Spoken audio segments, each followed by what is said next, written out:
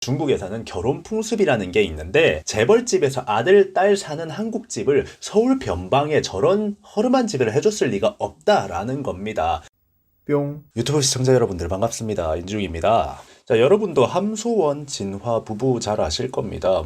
한국에서는 나이가 많은 여자가 연하에 젊고 어린 재벌 2세를 만나서 성공적으로 결혼했다라는 이미지로 많이 알려져 있죠. 영앤 리치하고 결혼한 골드미스, 소설 속에나 나올 법한 이야기다 보니까 사람들에게 정말 많은 관심을 받게 되었고, 특히나 남편분은 어린데다가 성격까지 스윗해서 중국 남자는 스윗하다, 여자한테 정말 잘해준다, 스윗 중남 이런 말까지 나오도록 하고 있습니다. 사실 중국인의 현실하고 많이 거리가 먼 사람인데 말이죠. 여튼 마냥 행복하기만 할 것 같던 이분들이 이미지 메이킹 주장 논란에 휩싸였습니다. 어떤 내용이냐 하면 이분들이 방송에 나와서 유명해지기 전부터 내 남편의 집안이 재벌이다, 시부모님은 여의도에 몇 배나 되는 농장을 가지고 있고 남편은 100명이 넘는 직원의 의류 공장을 운영 중이며 동대문에 들어오는 옷들 중에 남편 공장 옷들이 굉장히 많다라고 이야기하고 다니면서 그 뒤부터 관심을 받기 시작한 거잖아요. 중국에서도 이 부부의 팬들이 정말 많습니다. 세계 어딜 가나 네티즌 수사대가 존재하죠. 중국인들 입장에서 봤을 때 저 사람이 재벌이라고 하면서 의심될 만한 일들이 너무 많았던 거예요. 오늘은 이 글로벌 스타 이미지 메이킹 주작 의혹에 대해서 한번 이야기해보면서 제가 알고 있는 중국 문화들도 좀 이야기를 해보려고 합니다.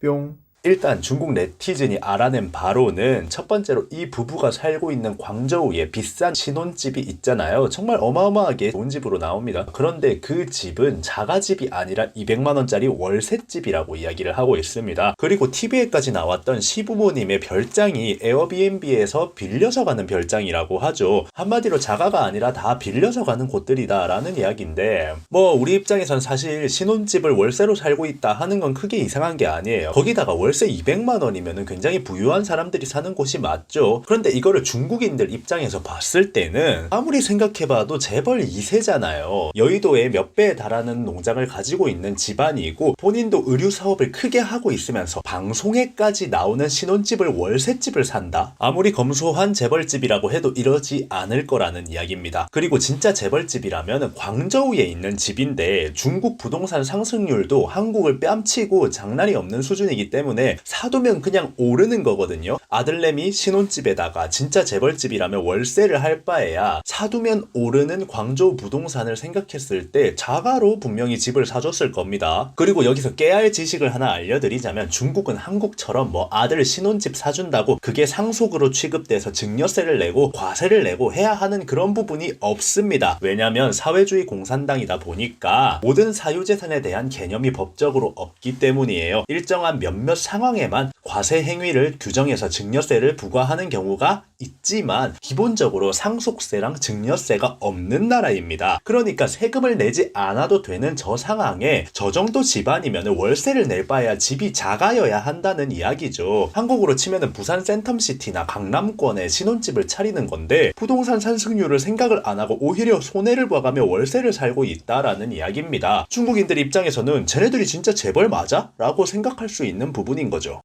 뿅. 자, 두 번째는 남편 측이 운영하고 있다는 그 의류 공장이 본인 것이 아니다라는 의견이 나오고 있습니다. 남편이 공장에서 의류 검열을 하는 모습이 TV에 나왔죠. 그래서 많은 분들이 진짜 중국에 공장이 있는 사람이구나 싶었을 겁니다. 그런데 그 영상을 본 중국인들 중에 베스트 댓글에 의혹을 하나 남긴 사람이 있어요. 그 옷 공장은 저 남편의 것이 아니라 친척의 것이고 그것도 다른 사람들하고 공동으로 운영을 하고 있는 공장이라고 이야기를 합니다. 이렇게 되면은 사장이라고 절대 이야기할 수 없는 부분이죠. 친척한테 나 방송에 나오는데 이 공장에서 촬영해도 되냐? 요 정도 허락을 받고 사장인 마냥 찍은 게 아니냐? 이런 의혹들이 중국에서 나오고 있습니다. 실제로 중국에서 기사로도 작성이 되어서 나오고 있는 의혹이에요. 사실 중국에서 돈이 엄청 많은 집안이면 이런 의혹이 나왔을 때 언론을 통해서 통 크게 해명을 하거나 제대로 그 언론을 묵살시키거나 이렇게 할 텐데 지금 중국에서 이 부부의 의혹들이 이렇게 쏟아져 나오고 네티즌 수사대들이 활발하게 뛰어다니고 있는데 아무런 조치가 없다. 이게 좀 의아한 부분이긴 합니다. 보통 중국인들이 알고 있는 중국 부자들과는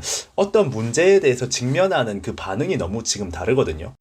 뿅. 세 번째는 아무리 나이 많은 여자랑 결혼했다고 해도 중국에서는 결혼 풍습이라는 게 있는데 재벌집에서 아들, 딸 사는 한국집을 서울 변방에 저런 허름한 집을 해줬을 리가 없다라는 겁니다. 실제로 이 부부는 골드미스와 중국 재벌이라는 지위치고는 한국에서 살고 있는 집이 굉장히 초라합니다. 심지어 남편은 아내에게 생활비로 한 달 50만 원의 용돈을 받는다. 용돈이 너무 부족하다라는 말을 해요. 과연 평생을 재벌 2세로 살아오던 남편이 한국에서 한 달 50만 원만 쓰면서 살 수 있는 걸까요? 저는 좀 개인적으로 불가능이라고 봅니다. 일단 중국에서의 부자들은 어릴 때부터 보고 자라는 식탁 경제학 자체가 서민이랑 완전히 달라요. 돈이라는 가치에 크게 중점을 두지 않는 사람들입니다. 부자들은 맛있는 음식이 있다면 그게 비싸든 저렴한 포차 같은 식당이든 상관없이 먹으러 갑니다. 돈이 얼마냐가 중요한 게 아니에요. 나한테 어울리고 좋은 옷이 있다면 그게 3만 원이든 300만 원이든 상관이 없어요. 중국에서 아이돌 준비시키는 집안 중에 부잣집이 정말 많거든요. 이게 제가 중국에서 트레이닝 하면서 만난 부자들의 마인드였었습니다. 그런데 TV에 나오는 저 부부는 재벌은 고사하고 일반 집이 봐도 자린고비로 보일 정도로 너무 아낀다라는 거죠. 제가 중국에서 트레이닝 맡은 아이 중에 부모님이 광동 지역에 부동산 부자가 한 분 계셨습니다. 아파트 최상층을 연결해서 집으로 쓸 정도로 집에 정말 돈이 많았었거든요. 제 수업이 일단 너무 잘 맞는 아이였고 너무 열심히 해서 저도 참 좋아라 했었는데 성격 자체도 열심히 할 때 정말 열심히 하고 평소에는 굉장히 성격이 쿨하고 시원시원했어요. 그 부모님께서 간간히 회사로 오셔서 밥을 사주시기도 하고 그랬는데 그분들께 칭찬을 하면서 자식 교육을 어떻게 하면 저런 멋진 아이가 되냐, 참 열심히 하고 좋은 학생이다 라고 이야기를 하니까 그 부모님께서 이렇게 얘기를 하시더라고요. 어릴 적부터 작은 것에 신경을 쓰지 않게 교육했다. 작은 일 이런 거는 신경을 많이 쓸 필요가 없다. 왜냐하면 작은 일들은 다 돈으로 할 수 있는 거니까.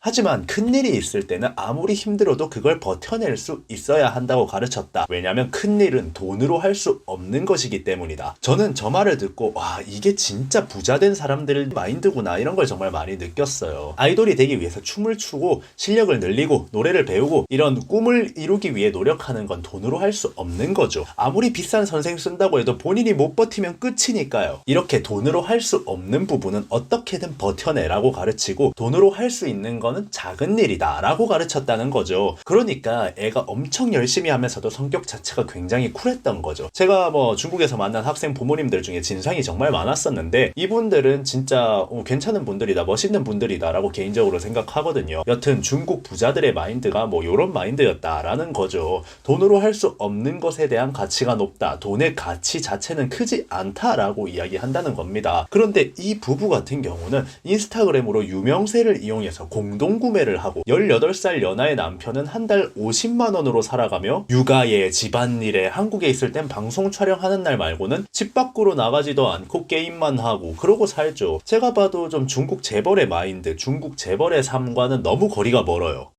뿅.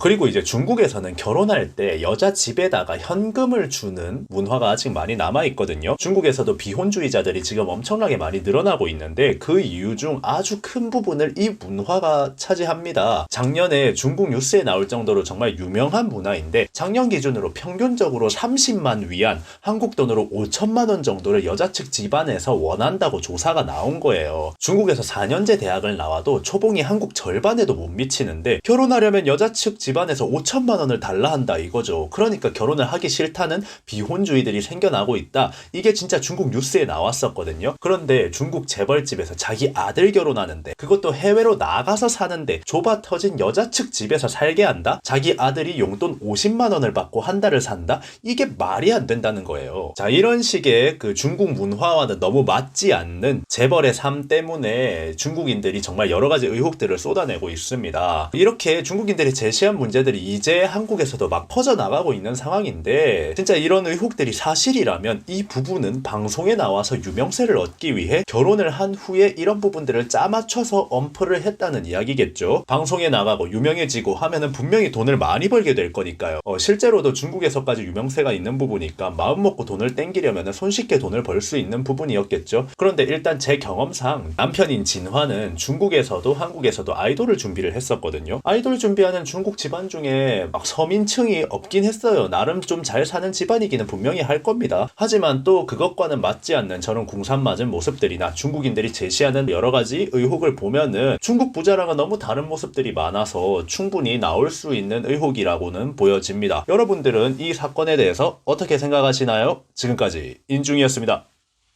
감사합니다.